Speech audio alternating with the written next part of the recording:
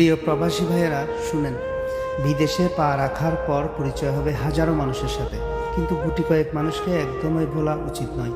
প্রথমত সেই মানুষগুলো যারা প্রথম দিনগুলোতে মাথার উপর ছাদ আর পেটে অন্ন জুগিয়েছে, যারা সঠিক পরামর্শ দিয়ে অন্ধকারে পথ দেখিয়েছে, যারা আপনাকে আশ্রয় দিয়েছে, যারা আপনাকে বিভিন্ন ভালো পরামর্শ দিয়ে সাহায্য করেছে, তাদের ঋণ কোনোদিন শোধ হওয়ার নয়।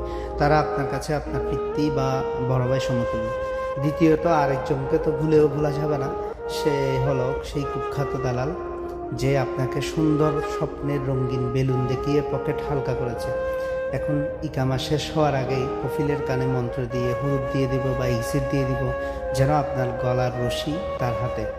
এদের উদ্দেশ্যে শুধু একটা কথাই বলবো, ওহে দালাল সাহেব, একটু সবুর করুন। আল্লাহর ঘর খুব একটা দূরে নয়। মক্কা মদিনায় গিয়ে আপনারা আপনার পরিবারের জন্য দোয়া করব, যাতে সবার আগে আপনাদের নামটা তালিকায় থাকে।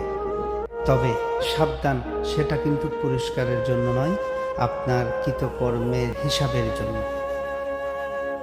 মনে রাখবেন, আজ যারা মানুষের অসাহিত্যের সুযোগ নিয়ে টাকা খাচ্ছে, তাদের হিসাব একদিন উপরে দিতে হবে।